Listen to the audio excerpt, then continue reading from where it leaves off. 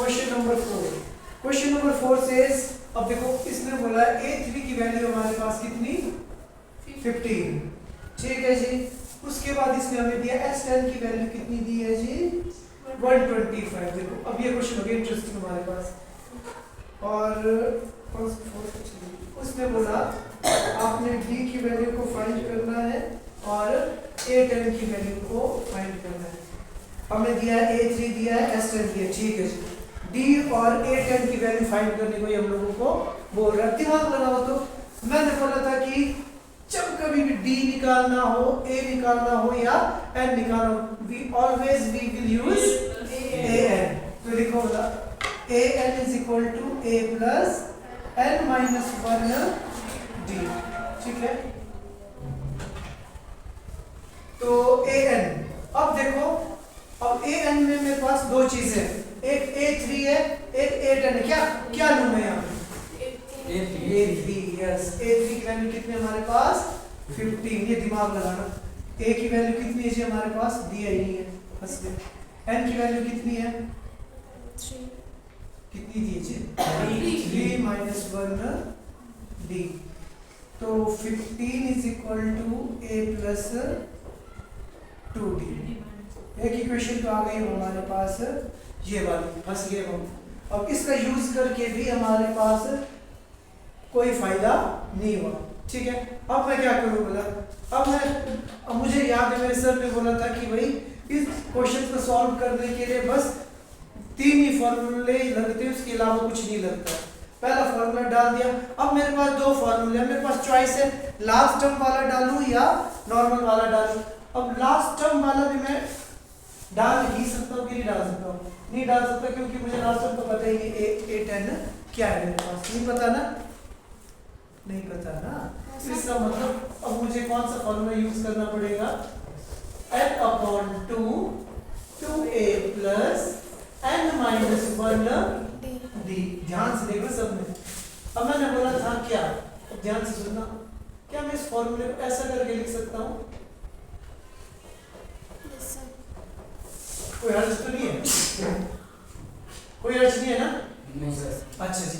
अब मैं देखूंगा मुझे s किसकी वैल्यू है, s3 की वैल्यू दी है कि s10 की वैल्यू गिवन है s10।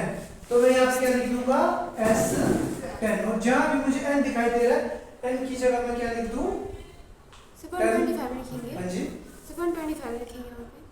लिख देंगे, अगले स्टेप में लिख सकते हैं। वैसे अगर डायरेक्ट लिखना है तो चलो डायरेक्ट लिख देता हूँ मैं कि अब याद रखना मैं किसकी बात कर रहा हूँ, इस वाले की, ठीक है।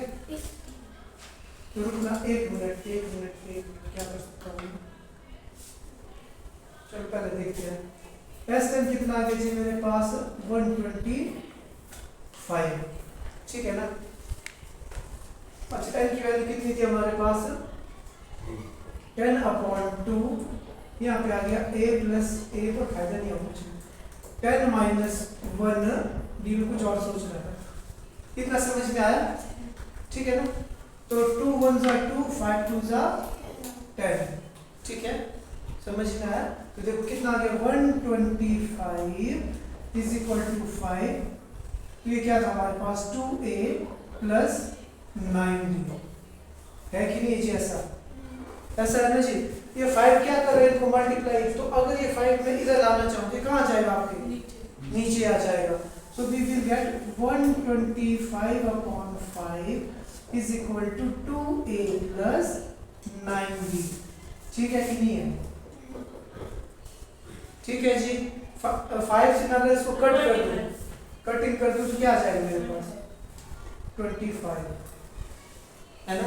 अगर क्वेश्चन जो मैं सोच रहा था उस तरीके से नहीं होगा, अब इसके लिए हमें क्या करना पड़ेगा, एलिमिनेशन मेथड। अब हमारे पास क्या बन गई, दो इक्वेशंस बन गई है। देखो क्वेश्चंस याद आ रहे हैं ना, हमारे पास 5.2 में पढ़ा था हमने। देखो अब एक इक्वेशन ये बन गई हमारे पास, एक इक्वेशन ये। अब इन दोनों को सॉल्व करूंगा तो a की वैल्यू भी आ जाएगी मेरे पास है, d की भी। अगर a d आ जाए तो a कौन सी बड़ी बात है, इसलिए फाइंड करेंगे।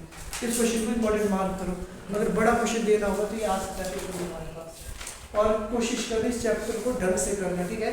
इस चैप्टर से क्वेश्चन आने के चांसेस इसलिए ज़्यादा है क्योंकि इसमें एक साथ दो चैप्टर्स कवर हो रहे हैं।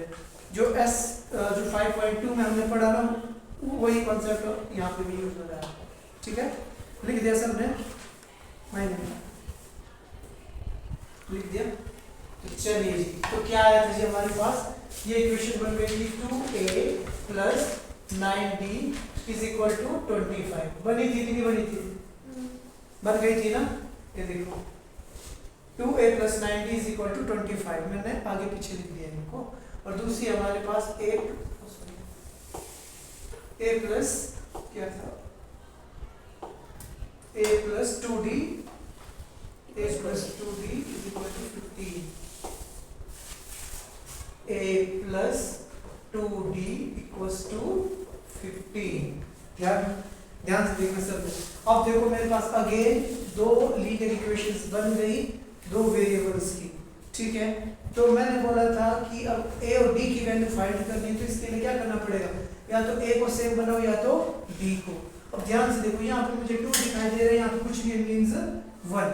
एक का 2 बनाना मुझे लगता है कि आसान होता है इन कंपैरिजन ऑफ 2 का 9 बनाना, है ना? जो अलग अलग नंबर होते तो हम क्या करते हैं, इन दोनों का एलसीएम ले लेते हैं। या सिंपल सी बात है, इस वाली इक्वेशन को किससे मल्टीप्लाई करना पड़ता है? 9 से, ऊपर वाली को 2 से। कैलकुलेशन बड़ी लंबी हो जाती है, सीधे दिमाग लगाया मैंने। यहाँ पे 2 है, यहाँ पे 1 है। 2 और 1 आपस में इक्वल कब होंगे? जब मैं नीचे वाली इक्वेशन को किससे मल्टीप्लाई कर दूं? 2 से। मल्टीप्लाई इक्वेशन नंबर कौन सी थी वो? इक्वेशन नंबर 2 थी, equation number 1। So we will right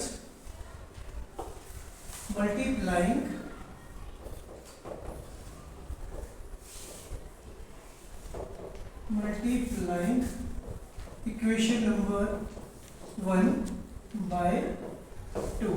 ठीक है जी, so we will get equation आ गई हमारे पास 2a plus 9b equals to 25। अब 2 से मल्टीप्लाई करूँ तो क्या आ जाएगा? 2a, ये आ जाएगा 4b, ये आ जाएगा 30। समझ में आया सबको कि नहीं आया? आ गया ना? अब देखो अगला काम, जब वेरिएबल्स सेम हो गए, अगला काम क्या बोला था मैंने? साइन देखना उनका। अगर दोनों के साइन सेम होंगे तो इक्वेशन क्या होगी? माइनस होगी। अगर अलग अलग साइन होंगे तो वो क्या होगा? आपस में ऐड। तो सेम सेम है ना, तो इक्वेशन क्या हो जाएगी? माइनस। ये भी माइनस, इसका साइन भी चेंज, नीचे वाले का भी साइन चेंज। जब कभी भी हम दो इक्वेशंस को माइनस करते हैं, हम क्या करते हैं? उनका साइन चेंज कर देते हैं। ठीक है जी, अब देखो 2a से 2a cancel out, plus minus minus, we will get 5b, और यहाँ पे माइनस 5। 30 में 25 गया तो कितना है? 5। और d की वैल्यू कितनी आ गई बच्चों हमारे पास? -1। तो क्वेश्चन में क्या बोला था? d की वैल्यू फाइंड करो, आ गई। और उसके बाद क्या बोला था हम लोगों ने? a10 की वैल्यू को फाइंड करो, यही बोला था। अब a10 को फाइंड करने के लिए मुझे क्या चाहिए? a plus 10 minus 1b। we need a plus 9b। Moral of the story है कि मुझे a की वैल्यू भी चाहिए और d की वैल्यू भी चाहिए। d की वैल्यू तो मैंने फाइंड कर दिया, मुझे क्या फाइंड करना पड़ेगा? a की वैल्यू। ठीक है, दोबारा समझाओ, बस दोबारा करो, कोई बात नहीं। अब मुझे क्या फाइंड करना पड़ेगा? ध्यान से देखना सबने, ध्यान से सुनो।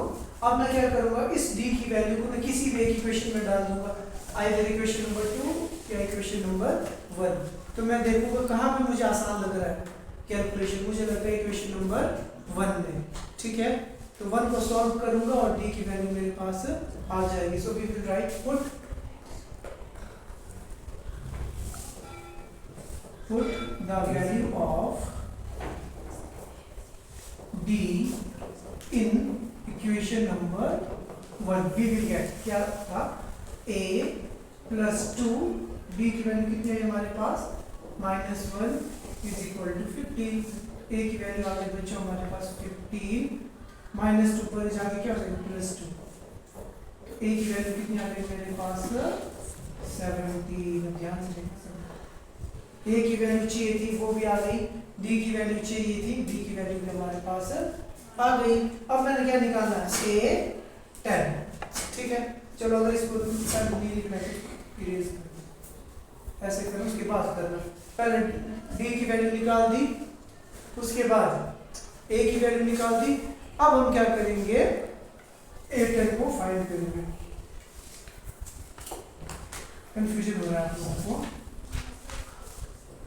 A10, तो A10 किसके बराबर था, A प्लस n माइनस 1, और D कितना था हमारे पास, minus 1। so we will get 17 plus 9 minus 1.